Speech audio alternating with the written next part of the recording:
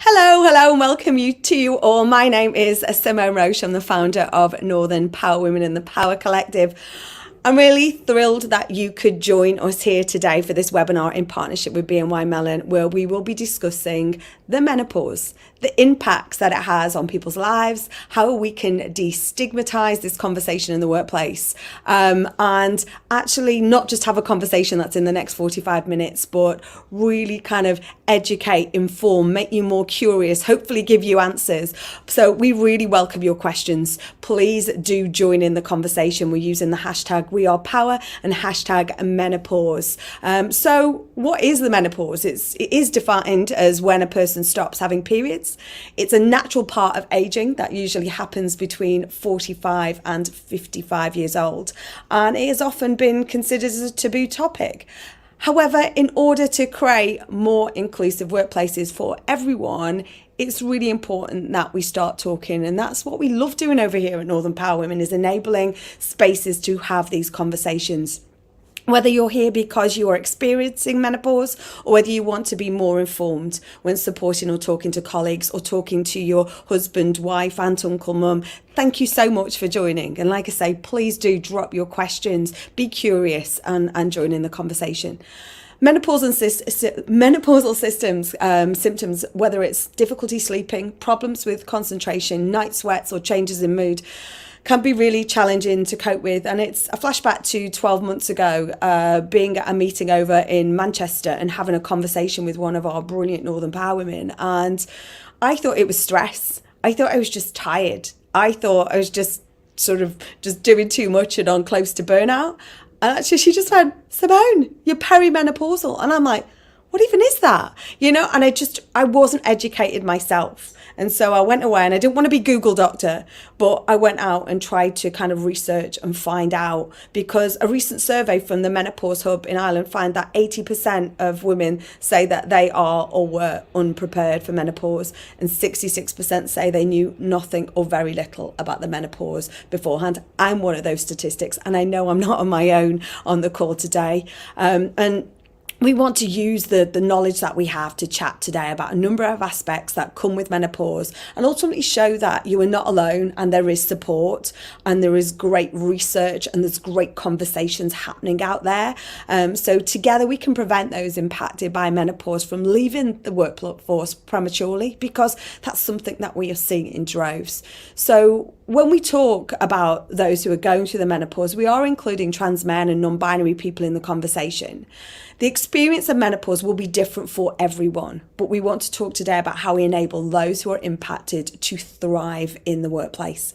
This webinar is not going to be all about negative. We want to create positive actions and takeaways. And I'm really honoured, delighted and thrilled to have this conversation today. Is that ONS figures show menopausal people are the fastest growing demographic at work. So, it's really important that employers must be willing to have these conversations and support their teams. Menopause symptoms are protected under employment law through the Equalities Act 2010, and it's an employer's responsibility to support employees at work. Even for those without menopause policies, existing policies such as sickness or flexible working will cover menopause. If you have any questions, I can already see some conversations coming out. Mumtaz, we actually always create, I see a note here, can we get details in a PDF? We always create like a conversation sort of capture at the end of any of these webinars, because it's really important to us that we need to pass on the information. So thank you so much for already joining in. And Catherine, you're welcome. We want to raise awareness. Now, without further ado, I'm here to enable the conversation, but I've got some brilliant panel to join us today. I've got Heather and Lou. Heather is the founder of Gen M, and I've got Lou from BNY Mellon. Heather, tell us all about you and everything that you've been doing, for those of you who haven't even heard about you as yet. Thank you very much. And thank you very much, Simone, and thanks very much for actually tuning in this time on a Tuesday afternoon. It's not everybody's free time, so I really do appreciate that. But I'm Heather Jackson. I'm co-founder of Gen M, which is the menopause partner of brands.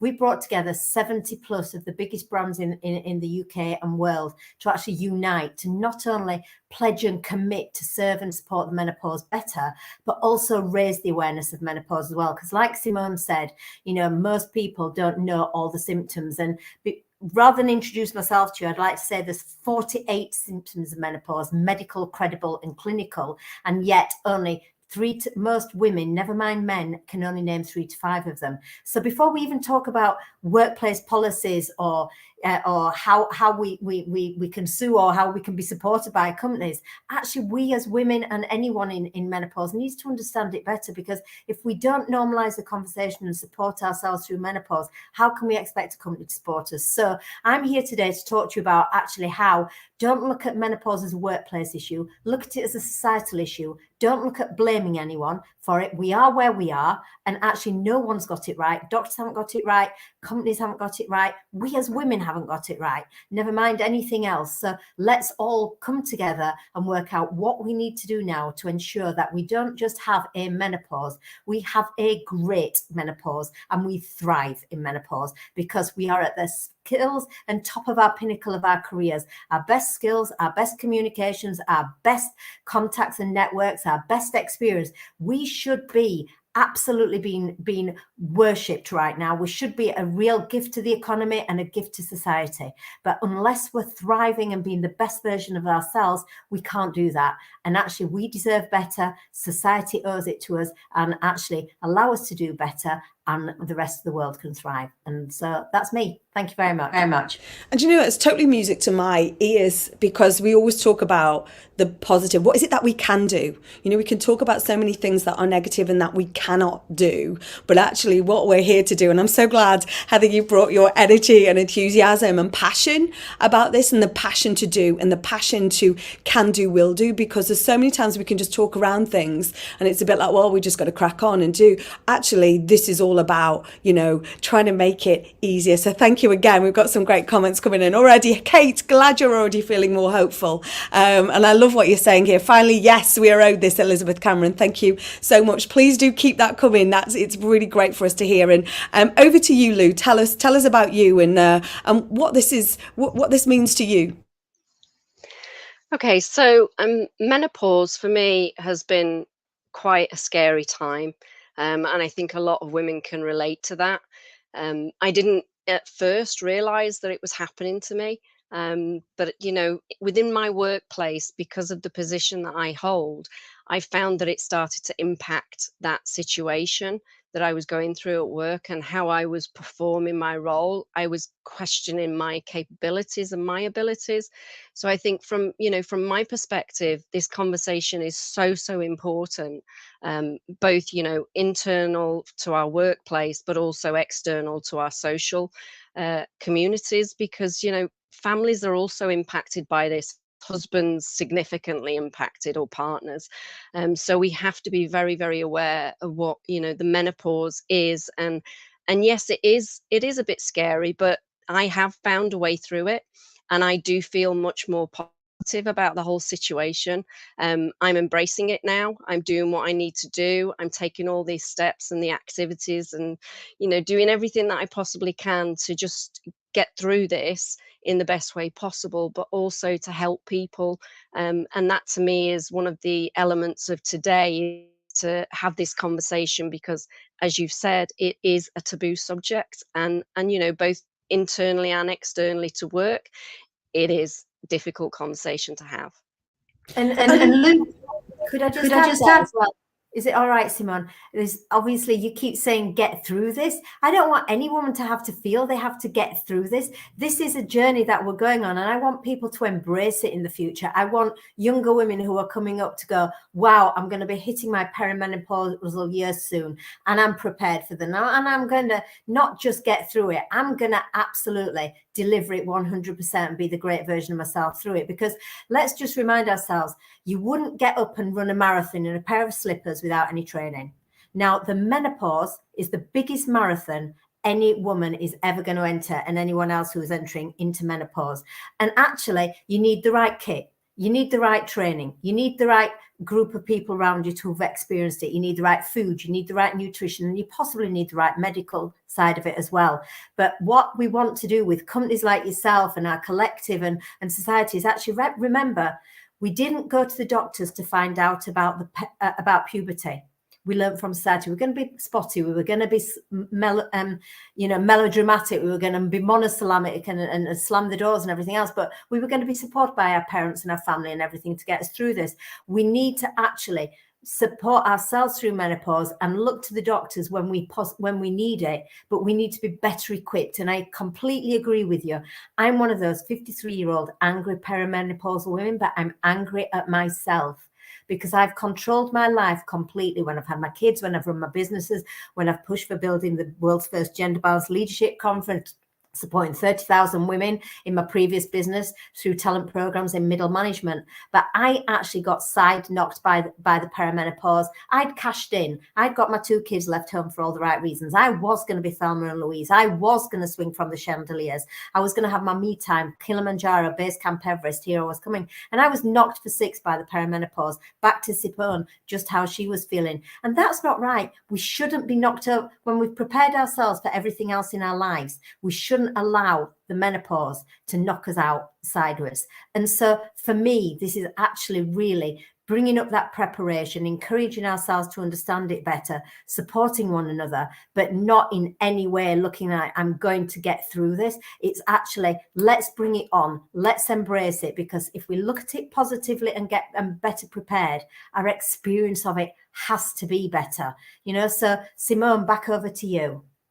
And do you know what? I don't know whether I was in the angry menopause club, although my husband probably will tell you. But I definitely was in the frustrated. I am in the frustrated 53-year-old. It's all those things that you just think, oh God, you almost like sometimes feel vain to say it. It's weight gain, it's lack of sleep. I'm a bit moody. I'm a bit short. It's all those things that you just go and we talk, don't we? Like you said, we always talk about bringing your whole self to work. We talk about that visible role models. We want everyone to be themselves, and actually. This almost, like you say, it sideswipes you and stops you from doing that. So, by talking about this, it feels like I'm already seeing the conversation in the chat. So if you think my eyes are zipping over, I'm watching this stream full over here. Lou, just tell us how it's impacted your life. And then I know on this chat, we're going to solve it.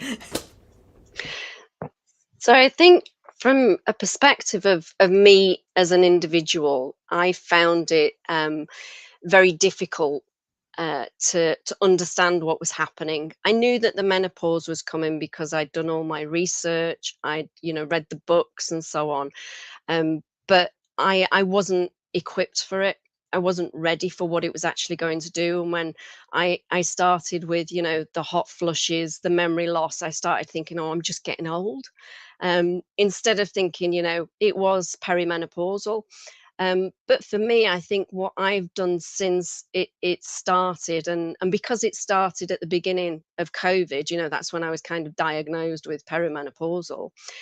I just wanted to, talk to somebody, but because of COVID and the lockdown, it actually impacted me a lot harder because I wasn't having that face-to-face time with people. I wasn't able to have those conversations. We were adapting to a world that was all online and having these communications through Zoom conversations and so on. And it was just really difficult to try to express yourself. And then, questioning my capabilities was a real challenge because I'd always been a successful individual in my work life and in my private life, and then I'm starting to question, well, am I doing the right thing? Is it because of the menopause, or is it because I'm struggling with this particular part of my life at the moment? And I really did struggle, and it started to impact me both, I would say, mentally and physically. So I started, feeling a little bit anxious about things. I know, for instance, when I first went back to the office, I was very, very anxious for lots of different reasons. But I think more than anything, it was because I thought, well, I'm kind of going through the menopause. I'm feeling like if I have a hot flush on this day, when I go into the office, how am I going to react? How are people going to react to me? What if I forget to say something that I need to say in the conversation that I'm having?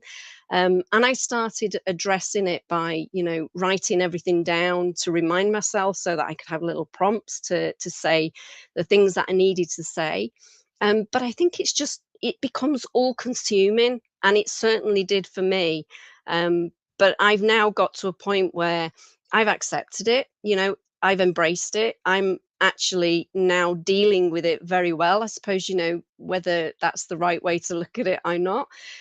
I actually have a lot to offer, like you say, Heather, and I am in the prime of my career, and I do want to do more, and I do want to take it further. So for me, it's kind of a bit of a wake-up call to say, this is just part of life. You've just got to get on with it. It's just another challenge that you have to face head on and move forward in whatever way possible, that's best for you. Heather, I wanted you to thanks so much for sharing, Lou, and I'm going to try and catch up because there's some questions coming in as well. But Heather, can you tell us about Gen M and the invisibility report? Because there's already there's love in the chat here. You recently, I think it was last week, you've just announced the winners of the first global menopause awards. So I suppose there's two things here. There's one, tell us about the report, and then I want to come on to how important brands are in helping us communicate and talk around this. So a 2-for-1 there for you, Heather. Okay, no problem. Well, thank you very much. Now, the Gen M's Invisibility Report, it can be downloaded from our site. Anyone can get a copy of it.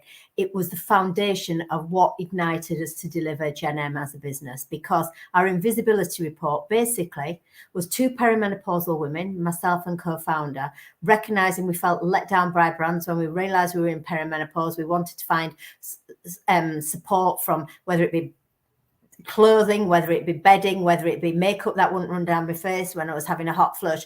I wanted to find things easily to actually alleviate, not get rid of my symptoms, but help me support them better. Anyway, brands that we'd been with all our lives, we suddenly felt, actually, we spent all our money with you. Where are you now? We felt invisible.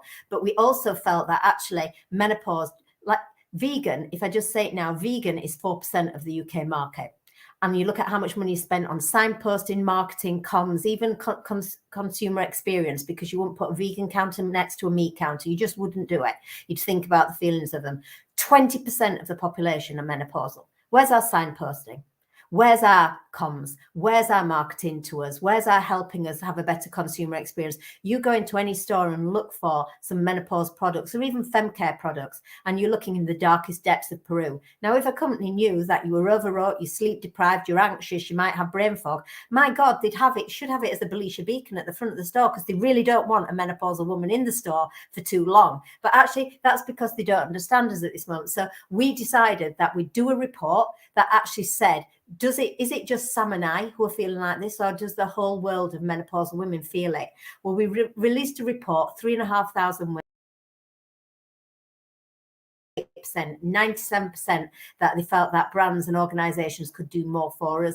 They wanted better signposting. Have a look at this report. It's a no shit Sherlock report. You actually, as a woman, will read it and go, yep. But actually, until you put a report in front of an executive's business, stats speak for themselves. We might think things, but stats have to add up. And our invisibility report was the most compelling wake-up call to brands to understand that they had a role to play in helping support the 48 symptoms of menopause. But more importantly, they had a purposeful role to play in communicating and raising the awareness of menopause, sadly, because once upon a time, countries, the bigger the country, the bigger the voice they had and the biggest the impact they could make. We now know brands have a bigger voice than countries. And actually, if we could engage the biggest brands to come together, to unite with the same campaigns that we deliver them, the same messaging, and understand this better, we could ignite across socio-demographics, across cultures, and ensure that menopause wasn't just a white middle-class issue for celebrities to deal with. And that's not me digging at celebrities. We need them influencers, and they wouldn't have set off this. But every woman in the world will one day go through menopause. You can't hide from it, but we need to ensure that they have the best menopause possible. So back to Gen M. What we've done is unite 70 of the biggest brands. You come on board as a partner of Gen M. You actually pay, because if they pay, they have to deliver things. That's a fact of life. It's not just a freebie that they can just stick on a badge and go, yes, we support menopause. No, put your money where your mouth is. We give them, for that membership, we give them 2 major national campaigns a year that they push out. and actually help raise the awareness of menopause. We give them 3 incredible, insightful reports a year that actually give them the understanding that this is a business issue that impacts, but actually gives them the stats to whether look at merchandise, look at products, look at campaigns, look at D&I, look at HR, how do they support it, how are women feeling. We give them, as you said, thank you, Simone, we give them the world's first menopause awards. This isn't just about menopause in the workplace. This is about how they've campaigned about the issue. This is how great adverts, great products, great workplace, great ambassadors within the workplace. Let's champion them all. And next year, there'll even be a consumer one where we go, please give us out who is the most supportive partner of menopause out there. Having women and men actually put forward their partner as why they believe they're the most supportive partner. We need to celebrate those who are around us as well. So on top of all that, they also get the great badge of Gen M as well. And we're doing so much. We're doing a world breaker. We can't talk about it on this podcast because it actually is announced very, very shortly with one of our biggest brands of the world, Boots, on board. They're working with us to deliver something that will be a game changer for the world, all our partners involved as well. So actually to make the signposting in menopause better and easier. So that's what Gen M is all about. If you're working with an organization who you believe should be on board, get in touch with us, because the power of the collective is you bring brands together, you bring the reach they have with colleague and consumer together.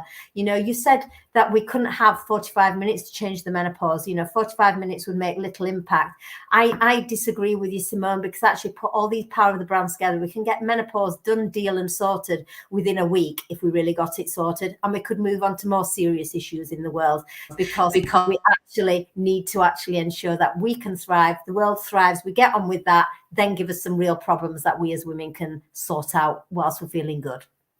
I think I'm always a big fan that if you can bring great people together to engage in a conversation that is two-way, inclusive, collaborative, and about an aim of cracking on, then actually this is where we can do. Thank you for popping the Gen M Invisibility Report link in the chat as well. I'm got some conversations here that are stopping, which is about not enough information is given to girls at school about this topic.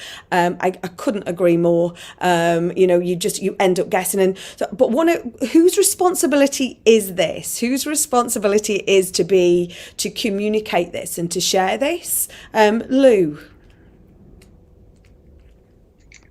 Okay, so I think it's everybody's responsibility. Is the for me, the view I have. We as individuals and we as women, we need to be more open about it. We've had the whole topic around, let's start talking, and I think this is a perfect time to start that conversation. I found it quite difficult with my husband to have the conversation, for example, and it was like, I don't know what to do, I'm going to have to go to the doctors. And I went to the doctors, I talked to the doctor, but then I thought, well, I need to talk to my husband about it. And we'd had a few conversations, but nothing in detail. So then I sat down and we had that big conversation.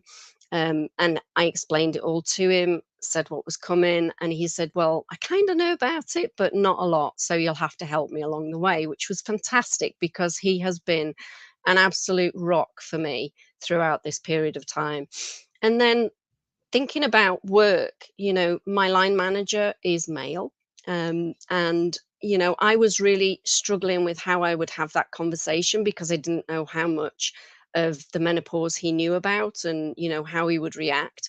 But I had that conversation. And to be fair to him, and as I would have expected of any manager, whether it be a male or a female, etc. But I was quietly surprised at how welcoming he was and how much he was interested in what I was trying to say. And, he wanted to understand it more. He also said, whatever I need to help me, work through this, he'll help with. So I think, from that perspective, I was very impressed. But I think it is everybody's responsibility to talk about the menopause. It needs to stop being that taboo subject, because as Heather rightly called out, every single woman in this world will go through it, and it's it's a really difficult situation for some people, but it shouldn't be. It should be easy. It should be a conversation that people can have without any stigma attached to it. And organizations also need to be having that conversation. In terms of the executive boards, they need to be having the conversation about how are they going to support the women in their workplace to work through this and to embrace it, and for it not to be a problem for anybody. That it's just part of life, and we have to take it on board, but we work through it, and we support it however we need to. And that, in my view, is the the responsibility of everybody. And it's interesting you talk about your husband. I talk about Rob Northern Power Man. And he talked originally sort of, he was like, oh, it's the menopause. I have to struggle to, and he said it with tongue in cheek. And he's gone away, and he seems to be a bit addicted to TikTok. But he seems to go, and I'm like, you don't need to look there. There are resources out there, but it is a bit of a minefield, isn't it, as to where the information is. Thank goodness we've got Heather Jackson on the webinar today. But but it is important. The resources are so important. To try and find and educate. That's how we help who the voice is. Everyone needs to be part of this conversation. Everyone needs to be take responsibility for the education, etc. But any top tips for resources out there, whether it be for Northern Power men, husbands, or managers out there? Firstly, can I add that actually education-wise, as of next year, there will be education policies in schools and education, because a great woman called Diane Danzy, she actually petitioned and she got it into the part where it's going to be put into the curriculum. So we've no worries on that score. That's going to be happening. And then also, with the great resources, I am going to call out Gen M, www.gen-m.com. We have the 48 symptoms on there, and we also have great simple advice for each of those symptoms. For one, the person going through the menopause, and two, someone who might want to support them, family member, work colleague, or partner involved as well. So have a look at that. But there's some incredible resources out there, from books right through to the website. I mean, my son at 13 used to say to me, Mum, what can you tell me that the internet can't? You've got some great opportunities, but you've got Louise Newsom, you've got her Balance app, you've got different things out there, but you've got to find what's right for you. There is no point as sending you to all resources when some people's menopause are different, and you might like being talked to in a different way to some other things. So believe me now that the world of menopause on the internet is so different to what it was 3 years ago. Check it out, check what suits you, but the resources are there. And if you can't find the right resource, come back to me and I'll signpost you some great ones that have worked for me. Brilliant. Thanks, Heather. And I've got a question from YouTube from Julia Fletcher. So it's a great conversation. Thank you. What is your best advice to enable me to embrace it instead of feeling overwhelmed and helpless? And I just want to put on my PJs and watch Netflix most of the time. So can you give us a top tip? Lou, can I come to you? Were you in your pajamas? So yeah, I was sometimes in my pajamas, but I think the overwhelming and helpless feelings that you're having at the moment, don't think you're alone. That's the only thing I can say, is don't think you're alone. Talk to somebody, even if it's your best friend or if it's one of your family members. Talk to somebody and just say to yourself, look, this is another challenge in life. I've got to get through it, and it's something that you can do. It just does feel that overwhelming and that helpless feeling at times. You do definitely feel that way, but you can do it. Heather? I think for me, Julia, it's actually thinking positive. Actually think about taking control of this menopause before it takes you. Put yourself in the driving seat of menopause. And for me, it was looking into the food and the nutrition I had. I tried lots of different things, but actually I had to accept I was a woman of the generation of, I've been on every diet, from the Cambridge diet to the Atkins diet to cabbage soup, you name it, I've tried it, because I came from that generation of women where it was lifetime, once on the lips, lifetime on the hips, and it was all about calorie deficit. And actually my body is nutritionally deficient. I have taken out all the nutrients of it throughout the years.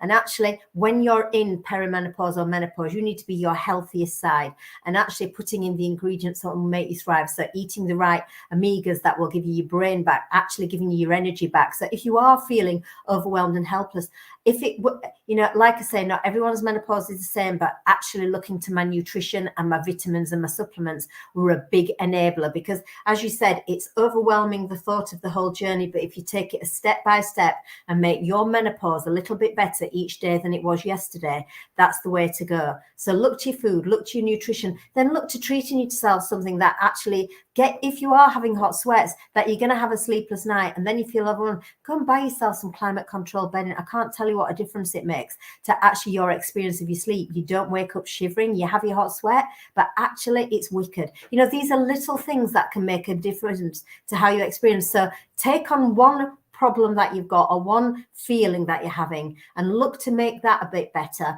and then move on, and then you'll soon find that you're rocking and rolling through this. But the momentum will build up. Take a baby step, then you'll start doing a bigger step, then you'll start leaping, then you'll start running into this, and then you'll realize that actually it isn't daunting. Menopause can be up to 15 years of our life, but actually 15 years that actually we need to look positively to. So please, you're going to run out of films if you sit for the next 15 years on Netflix, and your pajamas are going to actually look not the best at the end of it either. So please go and get you treat yourself to some clothes that are going to make yourself feel better, that aren't going to show sweat patches or whatever. If you are having hot sweats, go and do some bits that make you feel better, a little bit better today, so you can be positive about tomorrow, and the rest will come on. And I'm not trying to be easy on this, but we've all got one body, we've all got our own authority on that, and we've only got one chance to be the best version of ourselves.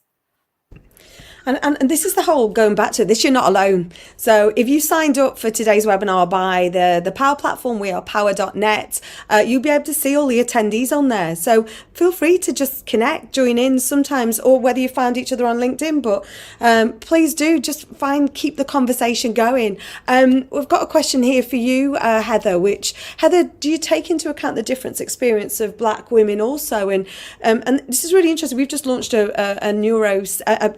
insight into neurodiversity in the workplace, and one of the things that we know is that neurodiverse individuals will suffer disproportionately with menopause as well. So there's no one size fits all solution here, is there, Heather? So is this something that you've already looked at, going to look at in your world of two people conquering menopause globally?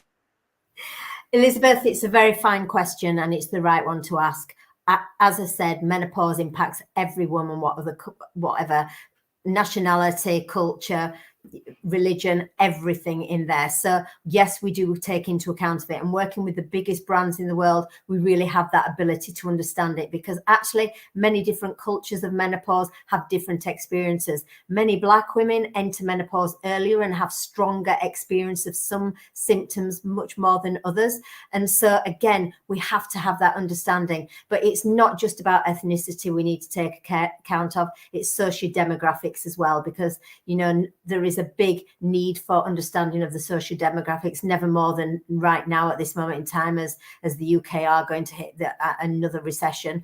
And so we need to ensure that every woman can thrive through this, and every woman's equipped for it. And actually not every woman needs HRT, but actually every woman should have the ability to access a doctor and access what she needs for it, but equally be able to walk into a super drug or a Boots or whatever it might be, and also find things cost effectively that could help her as well, and make her more aware of it. And that's where the brands can work, that actually they go across the biggest socio-diagrams, the biggest reach of cultures working within them, and they market to. They have to work with us to actually raise the awareness. And if we raise the awareness of the 48 symptoms and normalize the conversation, every woman, regardless of culture, regardless of ethnicity, regardless of demographics and geographics, will actually have a better menopause. And that's the world we want to get to. Thanks, Heather. Lou, sorry, did you want to jump in? I was just going to, say, yes, I echo what Heather's just said, that we do need to start the conversation and start having it more open with the bigger brands as well, so I completely agree with what Heather's just said. And I think, Catherine, from my experience, it's usually female employees that start these workshops or these workplace, regularly hear from female employees stating their male employees, CEOs, directors aren't interested in menopause awareness training in the workplace. I'll keep banging the menopause drum through along with you ladies. And we've always said from, when we created Northern Power Women, or when I created Northern Power Women, it was all genders. And so, we actually reached out, Heather, as we both have actually corralled and gained some brilliant advocates over the years that we've worked in the worlds that we work in, and we reached out to a couple of amazing kind of influencers and advocates around male advocates around menopause out there.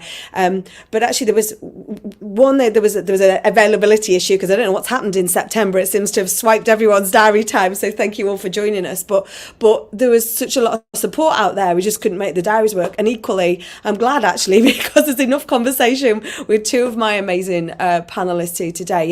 Heather, you talked about policies, and Lou, Heather talked about policies earlier, and there's a new policy next year. But are there any other suggestions of policies or adjustments that could make people more comfortable? And Lou, if I come to you first.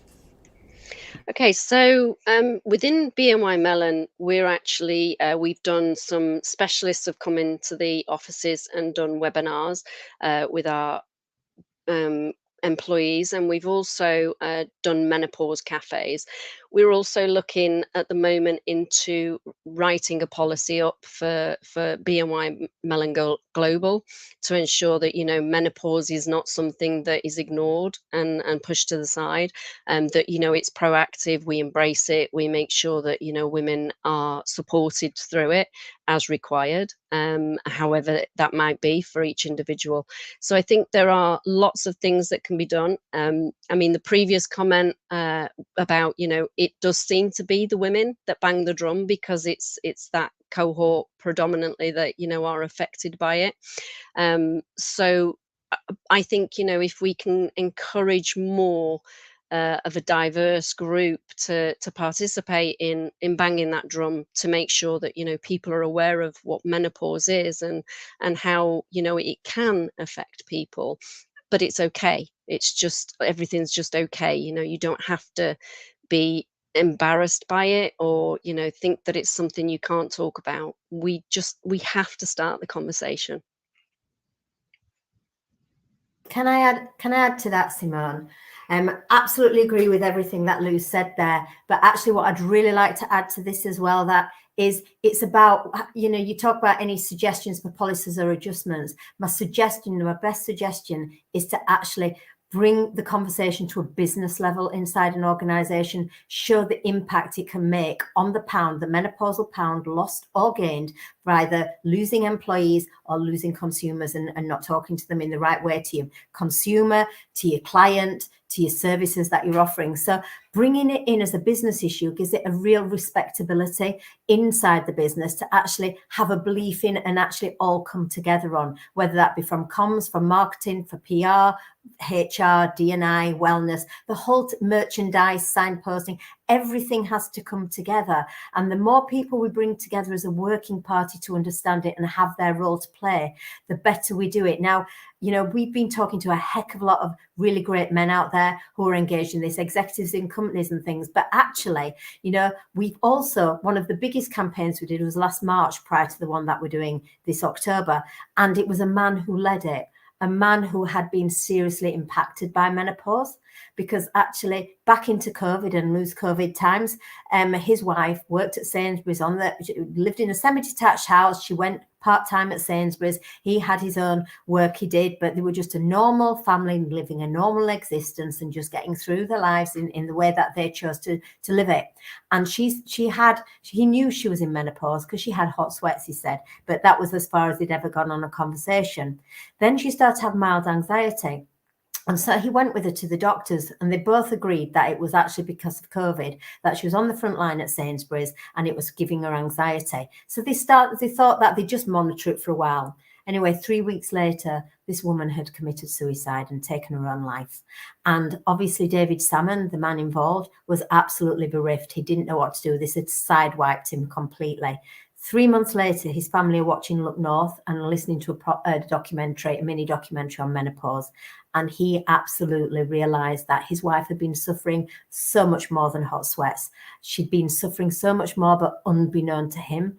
And he felt that as a man, had he known more about menopause, he possibly could have changed the direction of all their lives, because this didn't just impact poor Linda, it's impacted their whole family for the rest of their lives. Now, again, I don't want to put the fear factor in here, but men do have a role to play. The Royal Mail have come on board as a partner of Gen M. They've got 130,000 employees, of which only 16,000 are women. They've come on board because they want more men to understand their menopause, whether it be at work or as a relationship at home or with a friendship. And actually, why? Because actually they do have a role to play. This isn't about rolling their eyes up and going to the pub and thinking, oh my God, she's menopausal, I'm going to leave. This is actually about, what can I do? How can I support? How do I need to understand this? Because let's be honest, in the workplace, actually the highest rate of relationship breakdowns is women in their late 40s, early 50s. Now, no partner, man or woman, who's actually in a relationship breakdown is coming into work the best version of themselves. So let's remember, this isn't just women impacted in the workplace. This is men as well coming into the workplace, actually going through relationship breakdowns at home that could possibly be because of menopause, that if they understood it better, they might not only save the relationship, but they certainly be able to come in and be a better version of themselves in the workplace. So I completely agree, we need more men involved in the conversation, but we shouldn't think that they don't want to be involved. 66% of men interviewed with us said they felt helpless about menopause. Now, helpless is a good word because it's showing they're not ignorant, they just don't know what to do. And actually, by normalizing the conversation, helping them understand it better, talking about it. But I ask women who set up the groups, don't hold out men and don't use it as a whinging, moaning shop about menopause. Use it as a, how best can we get through this? How best, what works for us? Because unless we have positive dialect, it's going to take people out of the conversation than bringing them in. How can people help us? How can those out there who aren't going through it help us? Let's really engage with them. So that's what I want to be able to bring to this, that actually, back to that, what Lou said, everyone's got a responsibility here, but it's not just about talking about menopause, it's how we talk about menopause. The last 18 months has been very toxic, very blame-mongering. Let's blame the doctors. Let's blame the fact we can't get HRT. Let's blame, everything and his dog, apart from actually going, actually, no one's to blame. We're just where we are and we need to change it. We are the first generation of women to be able to live longer post-reproduction. We're a trial. Let's be the legacy to the next generation of showing them a trial that actually works. So please, let's really look positively to this. I'm not saying that women don't. Some of women have really bad menopauses. That's where the doctors kick in. But for the majority of us, actually, our menopause isn't that bad.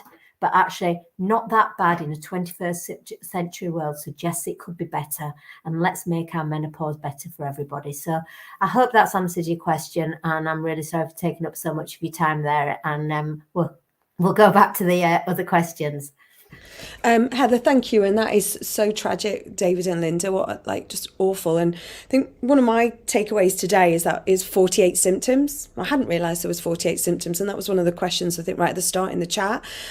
In our last minute here of, we wanted this to be positive. We want this to, for people to do and to be curious and to take action. But what is that one thing that people can go away today and do? Lou, can I come to you first and then to Heather? For me, it's have that conversation with your partner, with your family first, if you've not already had it. They're the cornerstone of your life. So do have that conversation, talk to them.